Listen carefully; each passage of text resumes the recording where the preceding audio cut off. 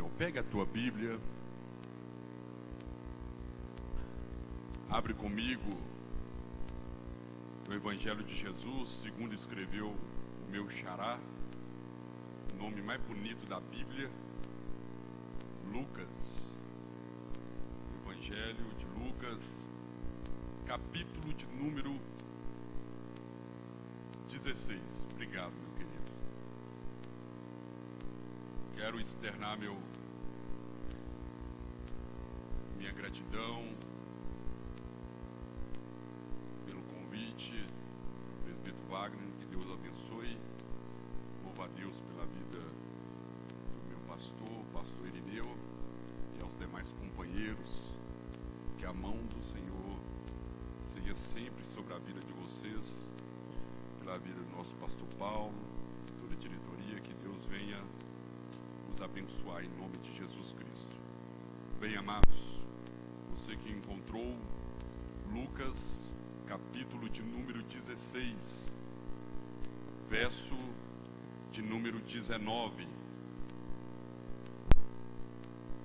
Gostaria que os irmãos ficassem em silêncio para a leitura, para a exposição da palavra, a não ser que você glorifique e exalte o nome do Senhor.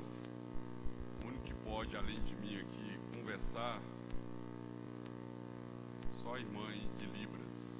Converse muito, fale demais para esses dois missionários que estão aí. Que Deus vai usar eles muito. Deus quer usar eles muito. O Espírito Santo faz aquilo que a voz não faz. Dá testemunho, dá brilho, dá luz. É um casal abençoado. Deus escolheu eles para falar do Evangelho e da forma multiforme do agir do Espírito Santo. Então seja instrumento, irmão. Que Deus abençoe e te dê capacidade para você exercer esse ministério. Bem, amados, Lucas registra, e ele é o único que registra esse texto, essa parábola, chamado assim, parábola do rico e Lázaro. E no verso 19 está escrito assim: ora, havia um homem rico, e vestia-se de púrpura e de linho finíssimo, e vivia todos os dias regalada e esplendidamente. Havia também um certo mendigo, chamado Lázaro, que jazia cheio de chagas à porta daquele, e desejava alimentar-se com as migalhas que caíam da mesa do rico. E os próprios cães vinham lamber as chagas. E aconteceu que o mendigo morreu, e foi levado pelos anjos para o seio de Abraão. E morreu também o rico, e foi sepultado. E no Hades ergueu os olhos, estando em tormentos, e viu ao longe Abraão e Lázaro no seu seio. E chamando disse: Abraão, meu pai, tem misericórdia de mim, e manda a Lázaro que molhe na água a ponta do seu dedo e me refresque a língua, porque estou atormentado nesta chama. Disse, porém, Abraão: filho, lembra-te de que recebeste os teus bens em tua vida, e Lázaro somente males, e agora este é consolado e tu atormentado. E além disso, está posto um grande abismo entre nós e vós, de sorte que os que quisessem passar daqui para vós não poderiam, nem tampouco os de lá passa para cá. E disse ele: rogo-te, pois, ó Pai, que o mandes à casa de meu pai, pois tenho 5 irmãos, para que lhe dê testemunho, a fim de que não venha também para este lugar de tormento. Disse-lhe Abraão: eles têm Moisés e os profetas, ouçam-nos. E disse ele: não. Abraão, meu pai, mas se algum dos mortos fossem até ter com eles, arrepender-se-iam. Porém, Abraão lhe disse: se não ouvem a Moisés e aos profetas, tampouco acreditarão, ainda que algum dos mortos ressuscite. Deixa a tua Bíblia aberta. Aqui está uma história.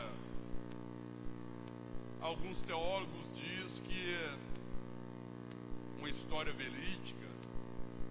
Outros dizem que é uma parábola, um conto, para ilustrar algo figurativo, simbólico, para transmitir uma mensagem.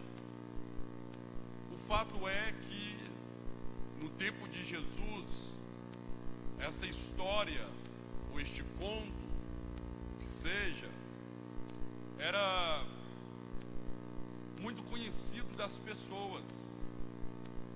E Jesus está aqui relatando e transmitindo uma mensagem.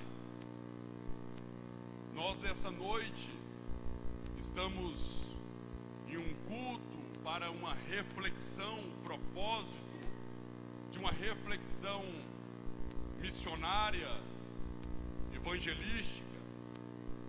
E nós entendemos que se há uma necessidade urgente de se pregar e anunciar o Evangelho, dando testemunho da nossa fé.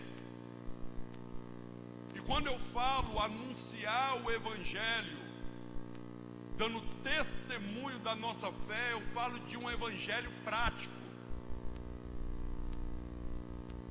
Um Evangelho que ele vai além de palavras, mas de vida.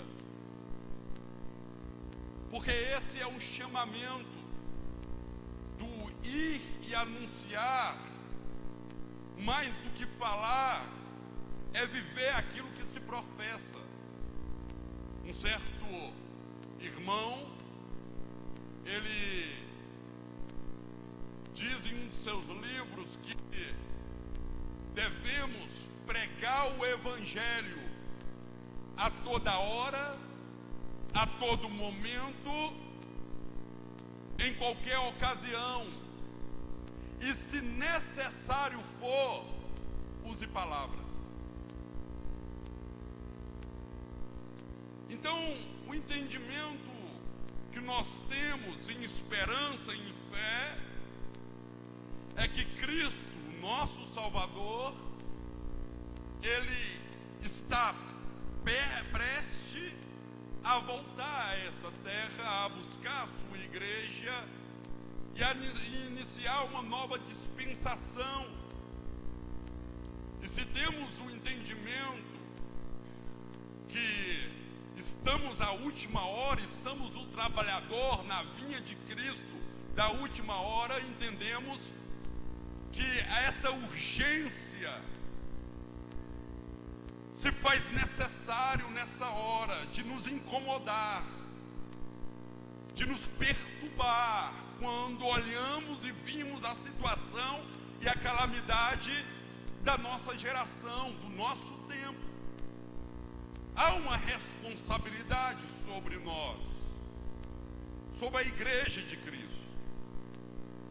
Jesus, Ele desperta e antes de se ascender aos céus, Cristo, Ele comissiona através dos seus apóstolos a igreja dele, nessa ordem imperativa de se anunciar o Evangelho. E quando eu falo uma ordem, eu falo que não é opcional. Se somos filhos de Deus, salvos em Cristo, se o nosso nome está escrito no livro da vida, nós temos uma ordem a cumprir da parte do nosso Senhor, que é pregar o Evangelho. Então, se somos filhos, essa ordem do Pai está sobre nós. Jesus, em Marcos capítulo de número 16, verso 15, ele disse: ide por todo mundo, pregai o Evangelho a toda criatura. Quem crê e for batizado será salvo, mas quem não crer será condenado. Estes sinais seguirão aos que creem em meu nome: expulsarão demônios, falarão novas línguas, pegarão nas serpentes, e se beber alguma coisa mortífera, não lhe fará dano algum, e imporão as mãos sobre os enfermos e os curarão. Marcos registra essa palavra do Senhor. Lucas capítulo de número 24, verso 46 ao verso 49, está escrito assim: assim está escrito, e assim convinha que Cristo padecesse, e ao terceiro dia ressuscitado dos mortos, e em seu nome se pregue o arrependimento, a remissão dos pecados, em todas as nações, começando por Jerusalém. E dessas coisas sois vós testemunhas. E eis que sobre vós envio a promessa de meu Pai. Ficai, porém, na cidade de Jerusalém, até que do alto sejais revestido de poder. Quando nós olhamos essa passagem registrada por Marcos, e também registrado também por Lucas, que ele é o escritor do quarto evangelho, assim dizendo, ele também é o mesmo que escreve o livro de Atos. E no livro de Atos, no capítulo 1, uma continuação do evangelho de Lucas, Atos ele começa com essa mesma ordem imperativa do Senhor. Compreendemos que todas essas palavras que aqui lemos está acontecendo ao mesmo momento. E que momento é esse? É quando Jesus, após 40 dias, está com seus discípulos já ressuscitado. Ele reúne no Monte das Oliveiras os seus discípulos, cerca de 500 pessoas que estão ali. E Jesus Cristo, ele fala o que Marcos registrou, Jesus Cristo, ele fala o que Lucas registrou, e Lucas, ele vai enfatizar isso no capítulo 1, no verso 8, quando o próprio Jesus Cristo diz: mas receberei poder do Espírito Santo, que há de vir sobre vós, e ser-me-ei testemunha, tanto em Jerusalém, como em toda a Judéia, Samaria e até os confins da terra. Entendemos que a ordem de Jesus é que aqueles 12 discípulos e aqueles 120 discípulos que perseveraram na promessa iniciasse um trabalho missionário em Jerusalém, que se estendesse por todo o mundo. Ou seja, a vontade de Deus é que todo o mundo, de Jerusalém para os confins da terra, ouça sobre as obras de Cristo Jesus. E quais são elas? Que Jesus Cristo, Filho de Deus, que nasceu da Virgem Maria, que andou e se manifestou durante 3 anos e meio, curou, libertou, anunciou o reino de Deus, ressuscitou mortos. Esse mesmo Jesus foi crucificado, mas ao terceiro dia ele ressuscitou dentre os mortos e permanece vivo à direita de Deus Pai. E esse mesmo Jesus que há 2000 anos atrás é o mesmo que hoje também cura, também liberta, também salva e opera milagres e batiza com o Espírito Santo. Mas agora, essa comissão de anunciar essa verdade está sobre a minha vida e sobre a sua vida. A vontade do Pai é que os perdidos encontrem alento e esperança e salvação através do testemunho que a igreja dá. Há sobre nós uma obrigação, há sobre nós uma ordem a ser cumprida. Entenda uma coisa: o nosso irmão apóstolo Judas, em sua carta, ele escreve no versículo 22 ao versículo 23, dizendo: e compadecei-vos de alguns que estão na dúvida, salvando-os, arrebatando-os do fogo. Quanto a outros, sede também compassivos, em temor, detestando até a roupa contaminada pela carne. Eu gosto da palavra empregada por Judas, falando aos irmãos, aos crentes da igreja, dizendo: vocês precisam ter compaixão, vocês precisam se compadecer para aqueles que ainda estão em dúvida, para aqueles que ainda não creem. Vocês precisam ter compaixão. Para quê? Para que eles possam encontrar salvação, para que eles sejam salvos. Aí ele usa essa palavra para os arrebatar do fogo. Essa é a missão da igreja, meu querido. O que Judas está dizendo é o seguinte: Satanás está lançando muitas almas à perdição, ao fogo do inferno, à condenação eterna. Mas cabe a mim, cabe a você arrebatar, arrancar com força, presbítero Wagner, e trazer para a igreja, trazer para o evangelho. Ei, isso fala de intensidade, de coragem, de fervor. Ei, entenda uma coisa: perto de você, ou na sua vizinhança, ou no meio dos teus parentes, ou lá no trabalho, ou na faculdade, ou na escola, tem alguém caminhando de passos largos, presbítero Joel, para o fogo do inferno. E Jesus me plantou naquele lugar para o arrancar, para o trazer. Ei, há uma missão sobre nós. Os arranque, os arrebata. Tenha compaixão, compadece com aquela pessoa que ainda não conhece aquilo que você conhece. Arrebata, arranca eles desse caminho, porque há poder de Deus na tua vida para você exercer autoridade sobre a vida dos demônios que prisionam aquela pessoa. Talvez você pode falar: é você mesmo, porque o Espírito de Deus foi enviado para te encher do poder, para ser testemunha, para impedir autoridade sobre demônios. Ei, você tem autoridade para ministrar salvação, cura e libertação sobre aqueles que estão cativos. Use a autoridade que Deus te deu.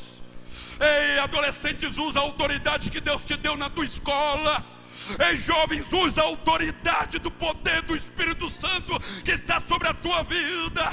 Ei, igreja de Cristo, tem uma autoridade sobrenatural sobre a nossa vida, sobre espíritos malignos, para expulsá-los. Aleluia.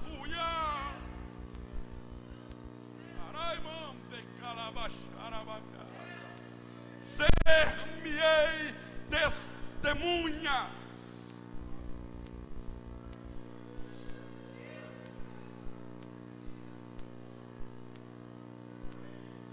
Precisamos entender e compreender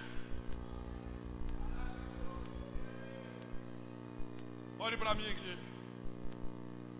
Precisamos anunciar o Evangelho, o reino de Deus, de forma multidisciplinar. Como que é essa palavra? Hoje vem isso no meu coração, logo à tarde. Deus trouxe uma clareza muito grande da nossa responsabilidade como testemunha de Cristo.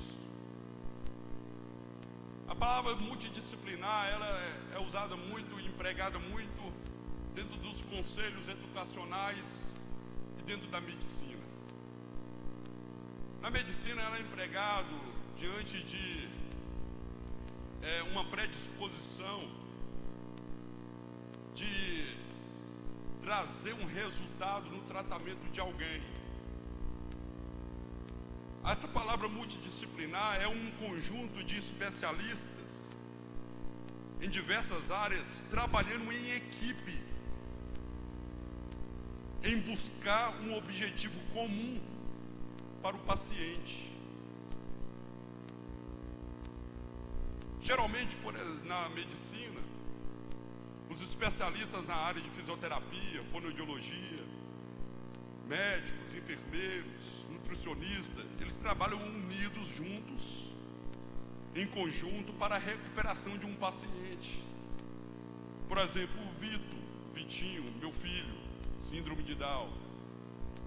Hoje a gente buscamos e hoje conseguimos ter uma equipe multidisciplinar. Então, ele tem fisioterapia, ele faz fonoaudiologia, ele tem um psicólogo e tem uma TO, uma terapia ocupacional.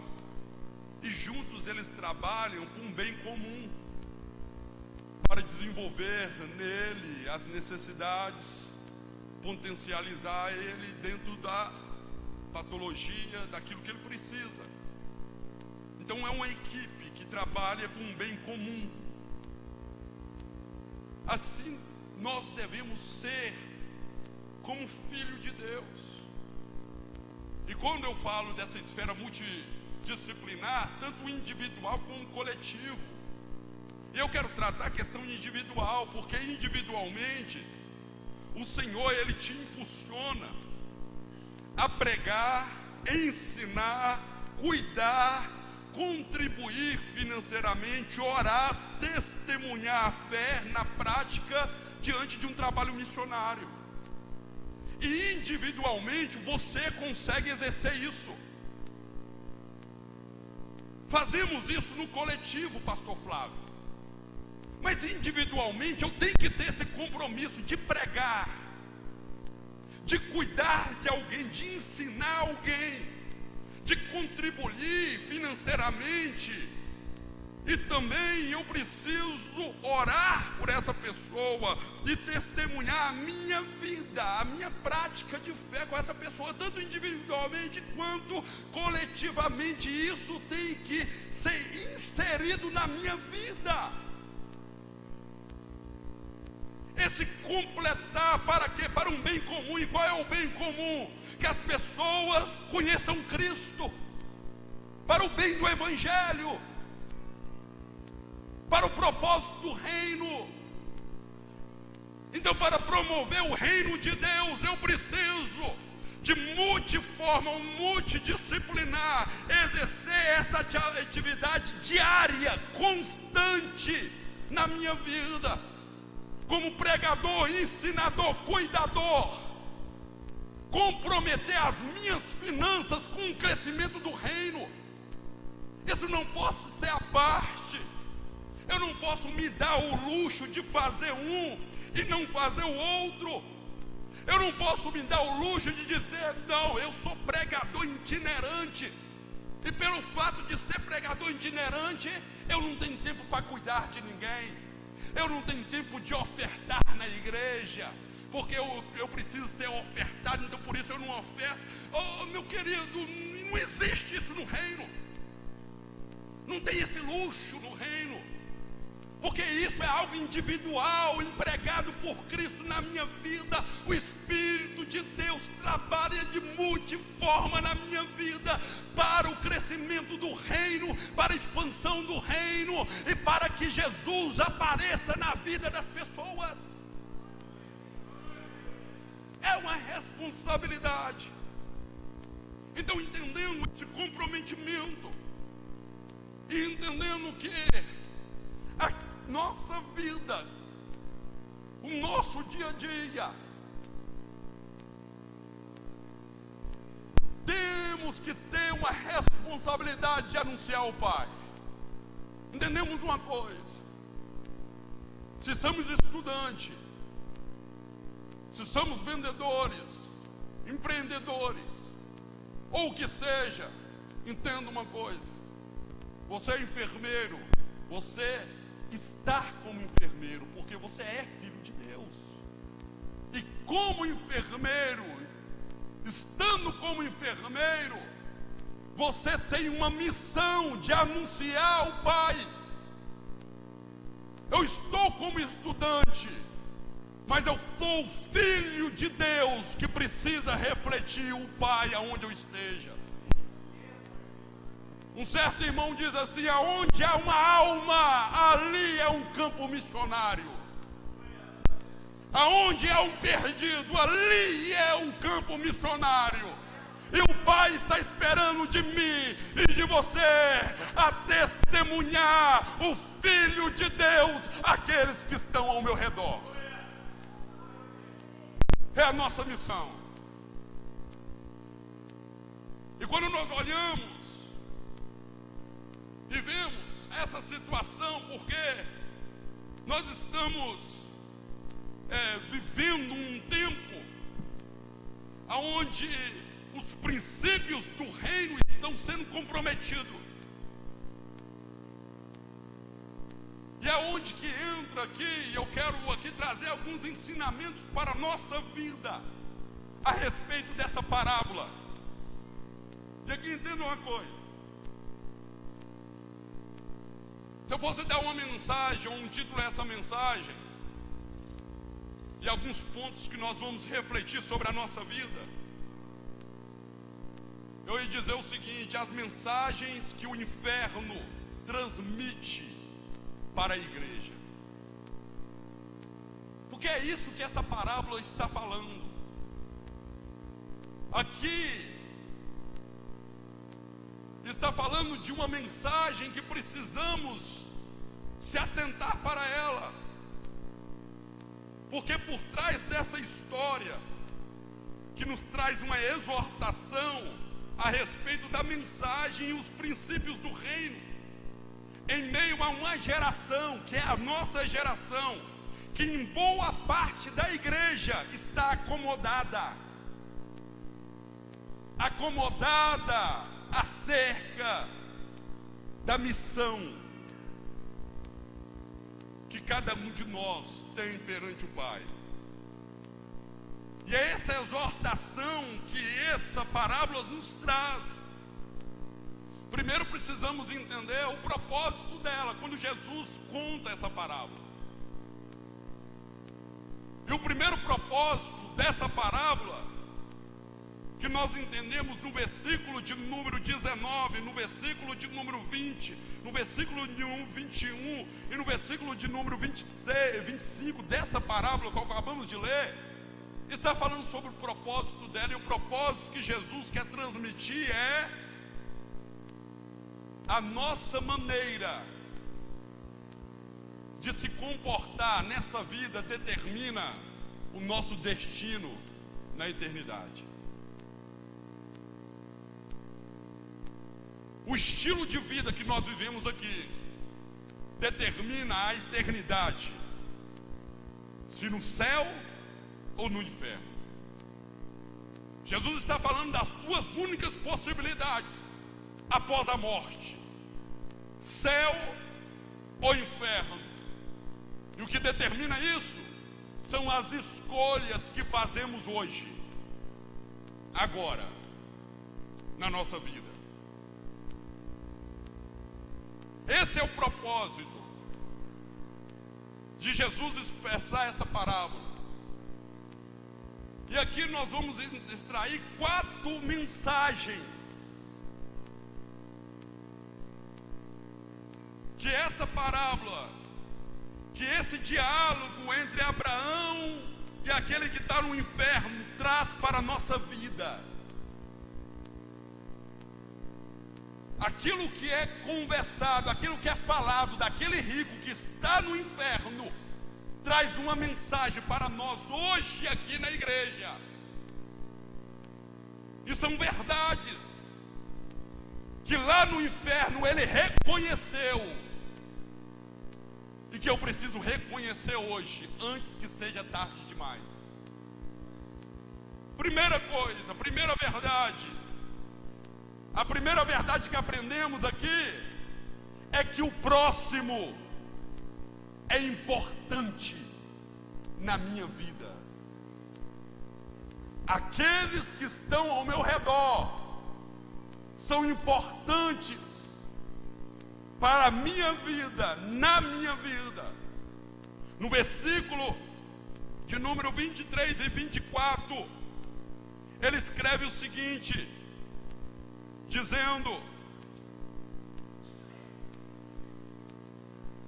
e no Hades, no inferno, ergueu os olhos. Deixa eu abrir um parênteses aqui. Passou a vida toda olhando para a terra. Passou a vida toda olhando para os bens materiais. Passou a vida toda olhando para o luxo, olhando para o dinheiro, olhando para o poder. Mas só no inferno que ele conseguiu olhar para os céus. Olha o texto. Está com a Bíblia aberta? Olha aí. Olha o verso de número 23. E no Hades, e no inferno, ergueu os olhos.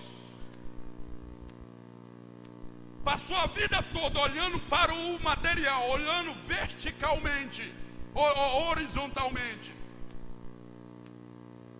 Mas só no inferno ele reconheceu que precisava olhar para o céu. E olha o texto. Estando em tormento, e viu ao longe Abraão e Lázaro no seio. Deixa eu falar aqui antes de entrar nesse tópico, que além do propósito de Jesus mostrar as decisões, o estilo de vida, essa parábola vai falar uma verdade para nós, que precisamos soar e gritar no nosso ouvido. E eu gostaria que você me ajudasse nisso aí. Procura um companheiro do seu lado e grita no ouvido dele, por favor, procura alguém do seu lado, vira para ele assim, grita no ouvido dele: o céu e o inferno é de verdade.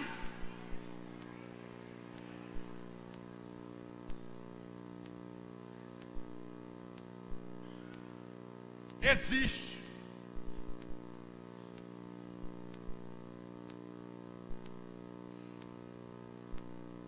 E qualquer um desses lugares pode ser o nosso destino, dependendo daquilo que fazemos aqui. Mas olha aqui,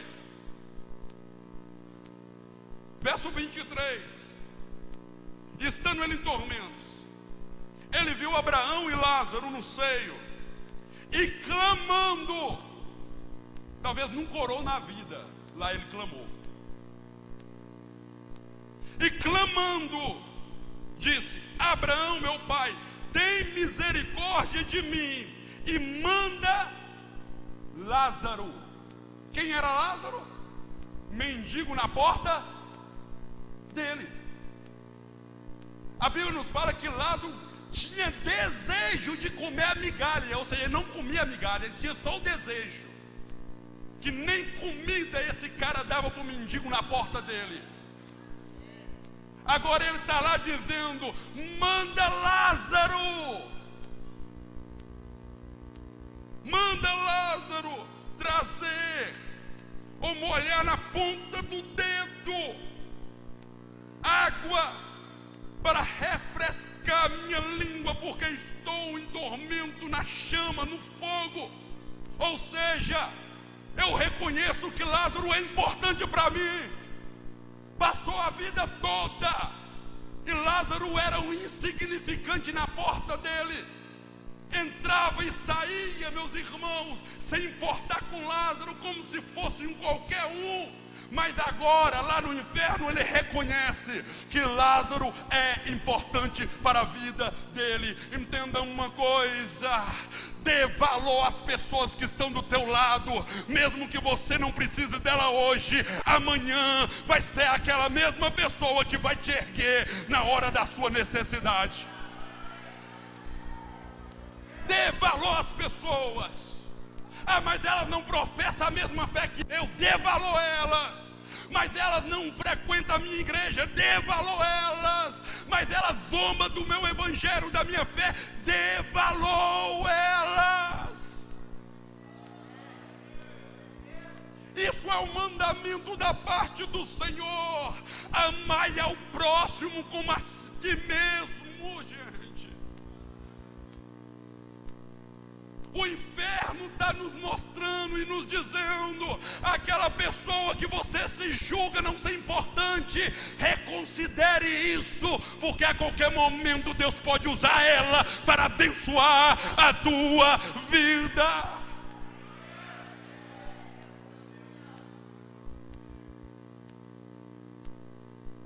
Aleluia. Eu preciso olhar com as pessoas com o olhar de Cristo, compadecendo elas.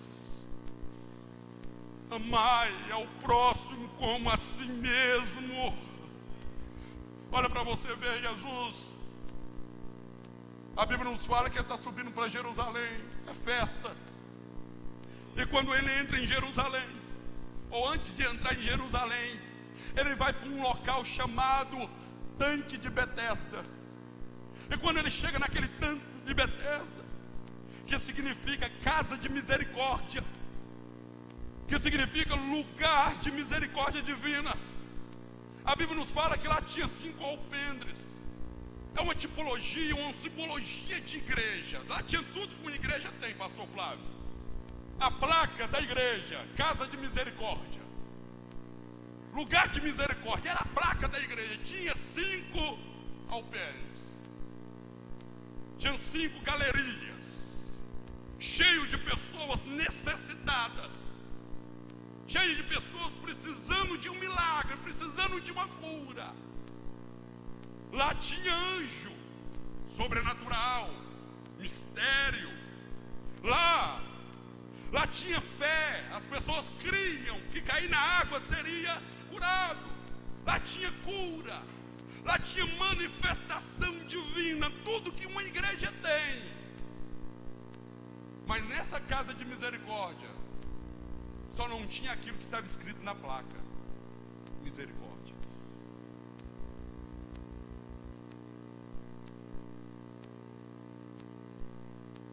E às vezes, gente, se a gente cair, a gente só fica com a placa e não vive aquilo que professamos. Tem tudo na nossa região, tudo nas nossas reuniões. Tem batismo, tem cura, um vê o anjo de um lado, um tem visão, outro tem revelação, outro tem profecia, todo mundo lotado, é festa, mas só não tem misericórdia no nosso meio. Só não conseguimos compadecer com o mais fraco, ao ponto de quando um errar, nós julgamos, nós pisamos. Gente, o inferno está nos ensinando e dizendo: ei, vocês aí, dá importância para o pequenininho, para o fraco, olha para ele, porque Jesus o ama. Segunda coisa que o inferno transmite para a igreja, segunda verdade, que nessa vida que temos a oportunidade de mudar. Olha para você ver, no verso 26 está escrito assim: e além disso, está posto um grande abismo entre nós e vós, de sorte que quem quisesse passar daqui para vós não poderia, nem tampouco de lá para cá. Ou seja, não tem como mudar, não tem como converter, não tem como tomar uma decisão, agora já é tarde demais. O que isso nos ensina? Que a oportunidade de mudar é agora, é nessa vida, porque lá não tem como mais. A hora é agora. Se você tiver de tomar uma decisão, tome hoje. Se você tiver de mudar, mude agora. Se você tiver de tomar uma posição em relação ao ministério, faça hoje.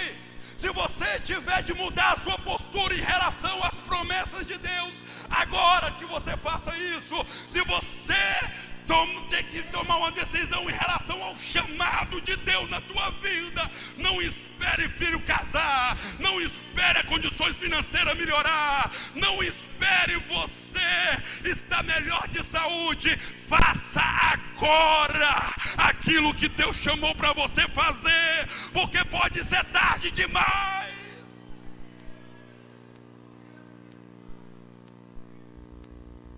Olha para o livro de Apocalipse. Você vai ler do capítulo 1 ao capítulo 22. Você não vê ninguém mudando de lado. É o livro da revelação. Lá revela quem é quem. Lá você não vê ninguém convertendo. Lá vê Cristo revelando quem é quem dentro do jogo, dentro da humanidade. Quem é de Deus é de Deus. Quem não é de Deus não é de Deus. Tome uma posição hoje. Mude agora. Porque quando chegar lá, você poderia dizer: eu poderia ter feito isso, mas não tem tempo mais, meu querido. Se for para o paraíso é vida eterna, mas se for para o inferno é morte eterna. O único lugar que não tem arrependimento é no inferno. Lá não tem como. Ou talvez tenha, mas não tem resultado para isso. Não tem efeito. Não muda. Ou consertando a fala, talvez seja o lugar que mais tem, mas sem ter jeito mais. O dia de se arrepender é hoje, de mudar é hoje, de tomar uma postura é hoje, de fazer aquilo que Deus chamou para fazer é hoje, é agora. Terceira coisa, entenda isso. Terceira mensagem que o inferno transmite à igreja: a necessidade de evangelizar. Como que é? Como que é isso, pregador? Quem está falando isso? O inferno.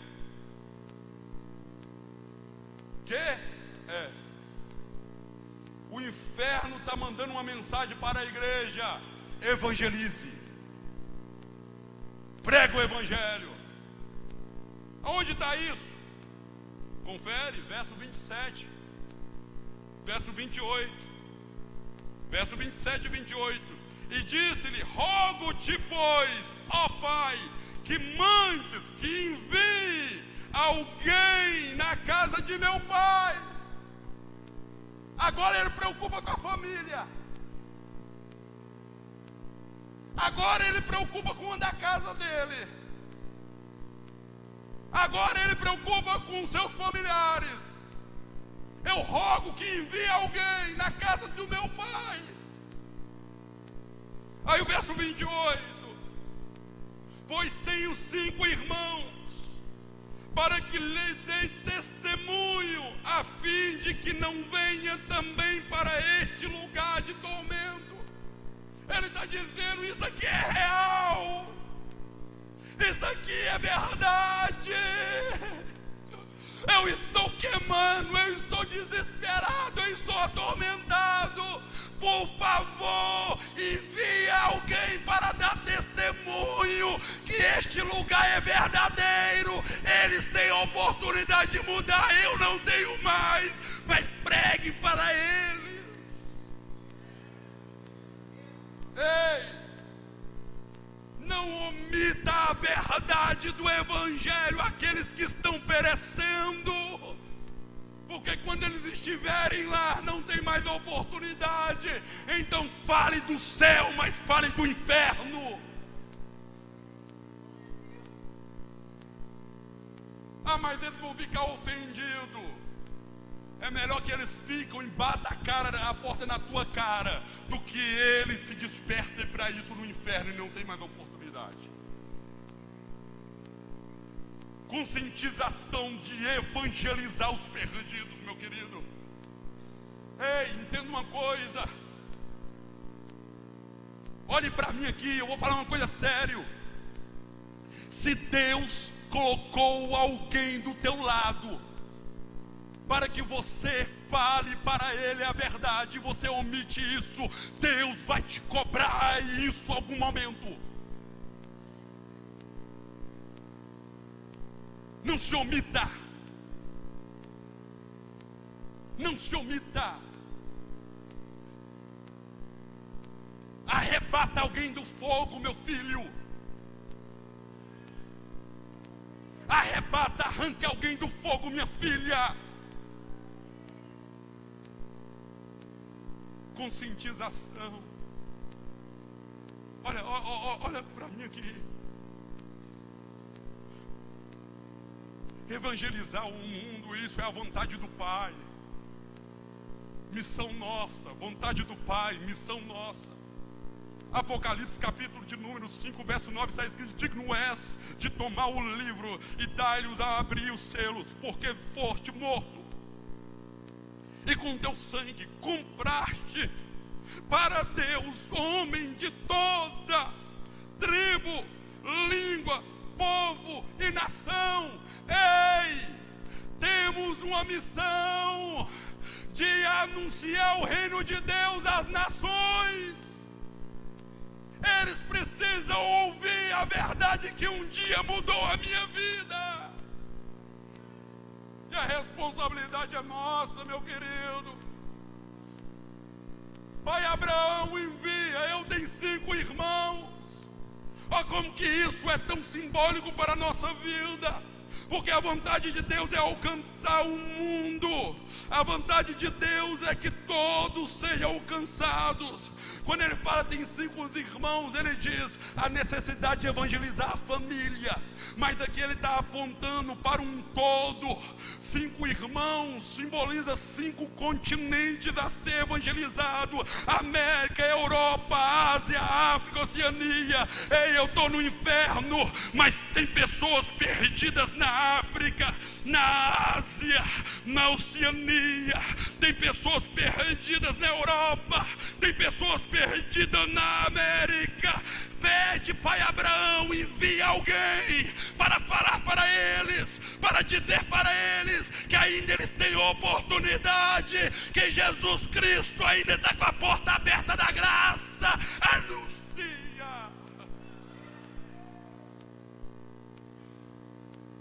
Essa responsabilidade é nossa.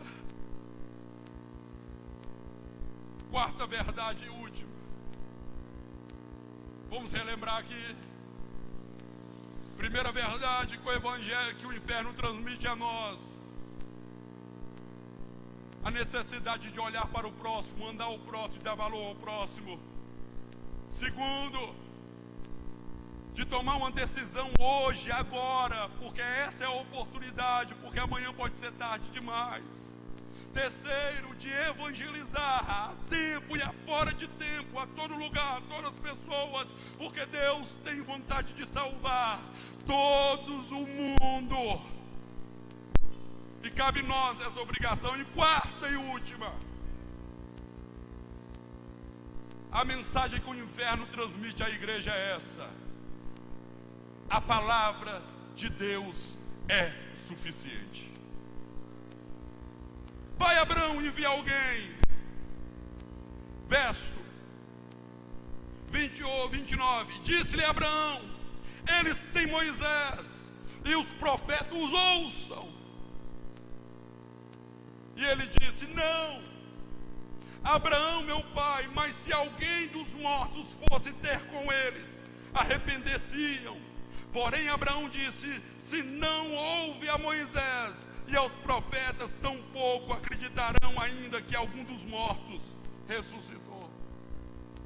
Ele está dizendo, quando fala, o pai Abraão diz Moisés e os profetas, referindo às escrituras, às verdades que estão lá.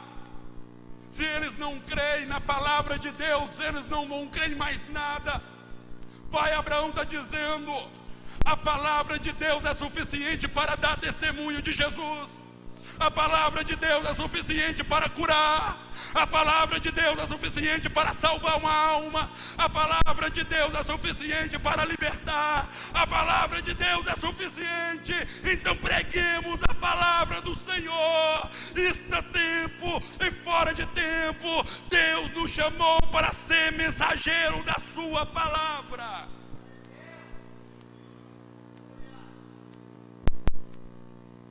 Como está o nosso compromisso em relação à pregação do Evangelho, meu querido? Que tipo de filho você está sendo? Paulo, ele disse: eu não me envergonho do Evangelho de Cristo, porque ele é poder de Deus. Não se envergonhe da tua fé. Não se envergonha do teu Jesus. Não se envergonha da Bíblia. Ela é poder de Deus, meu querido, para salvar as pessoas, os perdidos. Ela é poder de Deus. Romanos 1,16: não me envergonho do Evangelho, porque é poder de Deus para salvar a todo aquele que crê. Mateus capítulo 28, verso 18 a 29. Então Jesus aproximou-se dele e disse: foi-me dada toda a autoridade nos céus e na terra. Portanto, vos e façam discípulos de todas as nações, batizando em nome do Pai, do Filho, do Espírito Santo, ensinando-os a obedecer a tudo o que eu ordenei a vocês, e eu estarei sempre com vocês, eu estarei sempre com vocês, eu estarei sempre com vocês, eu estarei sempre com vocês, até o fim do tempos. Ei, ponha-se de pé, encoraja-se, assume a responsabilidade, tenha força, tenha ousadia, pregue a palavra, anuncie Jesus, porque a promessa dele é: estarei contigo, estarei contigo, estarei contigo, estarei contigo. Ei, jovens, prega o Evangelho, porque ele está contigo. Adolescentes, prega o Evangelho, porque ele está contigo. Minhas senhoras, prega o Evangelho, porque ele estará contigo. Servos de Deus, prega o Evangelho, porque Jesus estará conosco todos os dias, todos os dias. Você pode glorificar Ele por isso. Coloque sobre teus pés.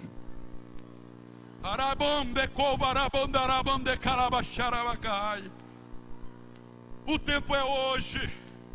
Somos soldados de Jesus, somos soldados do reino, e temos uma responsabilidade. Não podemos omitir aquilo que Jesus é aquilo que Ele fez na nossa vida.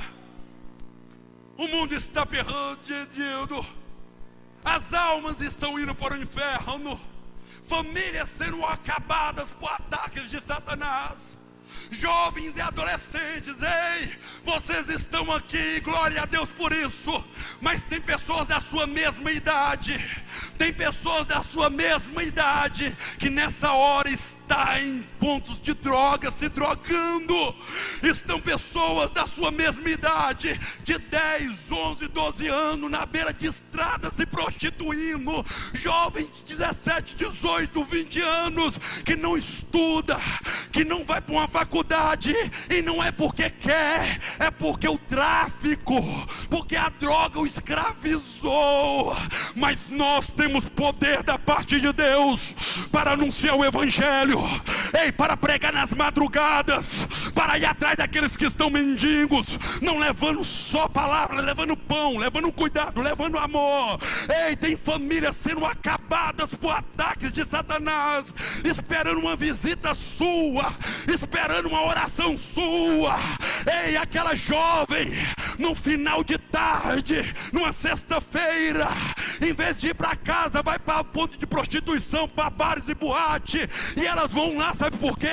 Porque elas não conhecem a verdade que você conhece. Então fale para aquela jovem, fala para ela que Jesus a ama, que você vai orar por ela, que você vai cuidar dela. Adolescentes de 11 anos, 10 anos, 20 anos, jovens ao flor da pele se suicidando, porque eles estão isolados, sozinhos, esperando um abraço, esperando uma palavra, e você está lá na sala de aula, sentado do lado daquela menina, esperando uma notícia chegar e dizer: a tua colega suicidou, o teu colega suicidou. Como você vai ficar? Como você vai ficar, minha irmã? Nós cantamos, fazendo corais lindos, chega uma festividade igual o Adorar está vindo aí, vai ser uma bênção, Deus vai agir, enchemos essa plataforma, mas como nós estamos vendo aqueles que todo dia estão do nosso lado, usando droga, se prostituindo, e amanhã chega a notícia: morreu pelo tráfico, virou prostituta, suicidou.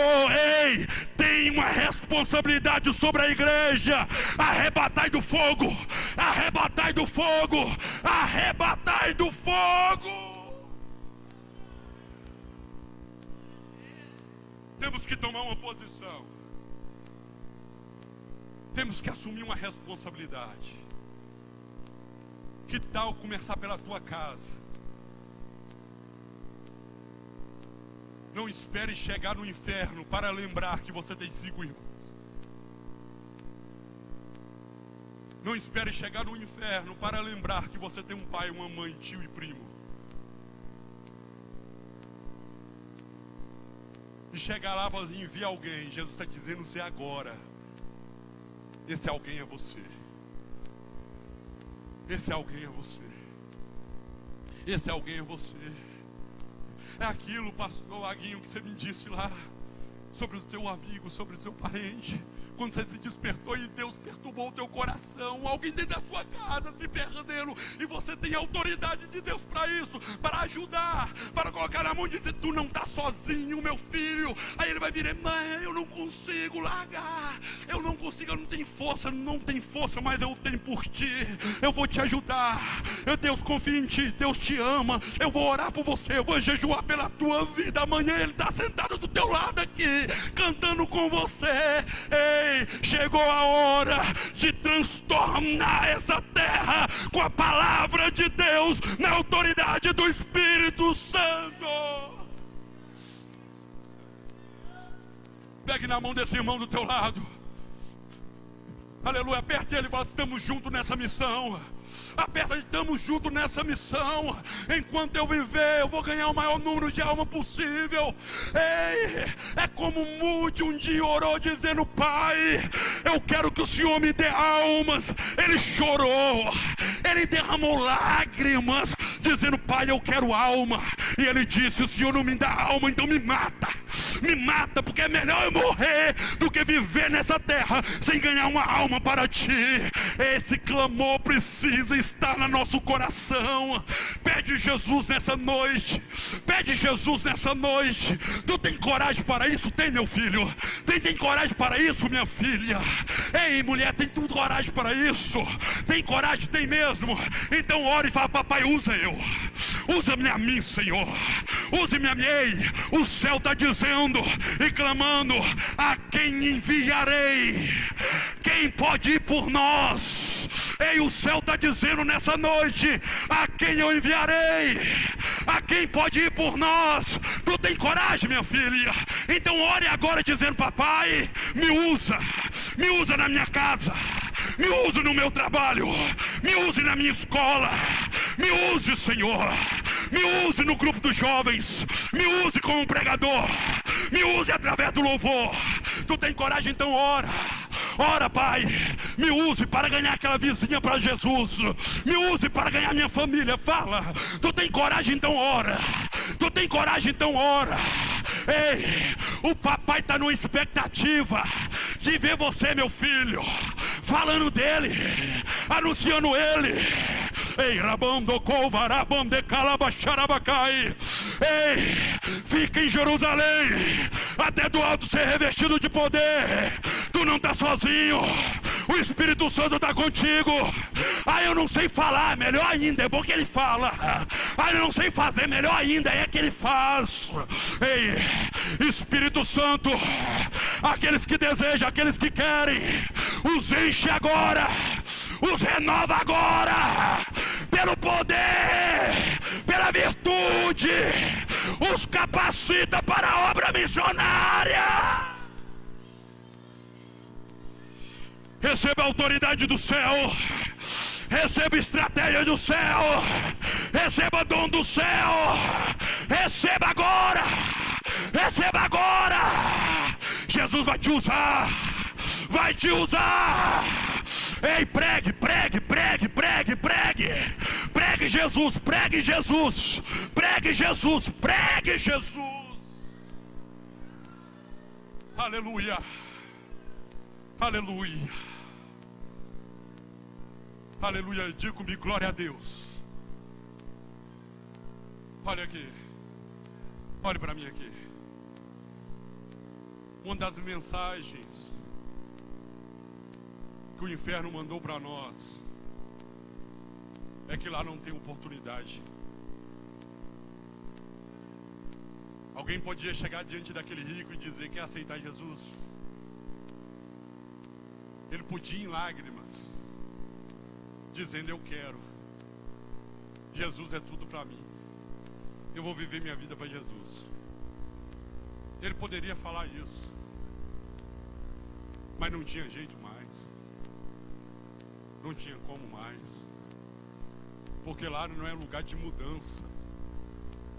Lá se revela quem ele é, e ele era um pecador que rejeitou a cruz. E glória a Deus que essa mensagem vem a nós hoje, porque é hoje, é agora, o dia de tomar uma decisão. E é essa oportunidade que o Evangelho nos dá, porque o convite não é meu, o convite não é do pastor Irineu, o convite é de Jesus. Todos que estáis cansados e sobrecarregados, vinde a mim. Vinde a mim. Vinde a mim. Ei, tu não veio à toa aqui, Jesus te trouxe para você ouvir isso e tomar uma posição. E nós queremos orar por você, porque nós queremos cuidar de você, nós queremos ensinar você, nós queremos batizar você, nós queremos te abraçar. Então, se é nessa noite que você precisa tomar essa decisão, sai do teu lugar e vem aqui à frente. A Bíblia diz assim: se hoje ouvires a voz do teu Deus, não endureçais o vosso coração. O pai está de braços abertos dizendo: vem, filha, vem, filho. É hoje que eu começo uma mudança. E entenda uma coisa: o convite de Jesus não é só para escrever o nosso nome no livro da vida. O convite de Jesus é para mudar a nossa história, é para mudar a nossa vida. Jesus está te convidando não só para ir para o céu, mas Ele está te convidando para mudar a tua história agora, hoje. Para mudar a tua vida, para curar a tua alma, para te dar um abraço, para preencher esse vazio. Então venha. Já está vindo aqui uma alma, já está vindo aqui um filho de Deus. Ei, saia do teu lugar, venha. Venha, venha, venha aqui. Aleluia. Ora, bandecai, vem, filha. Tem a segunda alma vindo ali, ela e o filhinho dela. Que coisa linda, Jesus te ama. O Pai te ama. O Pai te ama, vem, sai do teu lugar, é hoje. Ei, Jesus não te chama somente para te salvar, mas para mudar o teu casamento, para mudar a tua vida, para curar a tua alma, para mudar o teu destino, para mudar a tua história. Orabandecaia, está em lágrimas aqui. Isso aqui é Jesus que faz. Isso aqui é o Pai que faz. Aleluia. Tem mais alguém que estava afastado dos caminhos do Senhor e quer voltar para a casa do Pai? Sai do teu lugar. Hoje é noite de mudança, de transformação.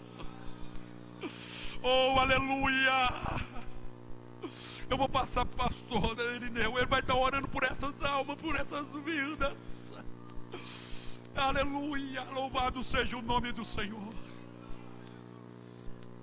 Vamos orar, irmãos. Levante-se. Vem mais uma pessoa aqui com essa moça aqui. Fica mais um aqui com ela aqui. Vem cá, irmã Marileia, fica com ela aqui. Vamos orar. No nome de Jesus, vamos pedir a Deus uma bênção. Ela está aceitando ou voltando? Aceitando. E ele deve estar aceitando também? Aceitando. Vamos orar por eles.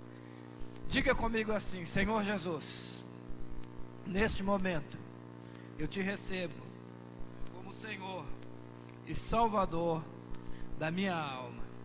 Perdoe os meus pecados e me dê uma mudança de vida no teu nome. Amém. A igreja. Querido Deus, Pai de amor e de graça, nós estamos pedindo ao Senhor, ó Pai, que venha confirmar nos céus a decisão, ó Pai, que essas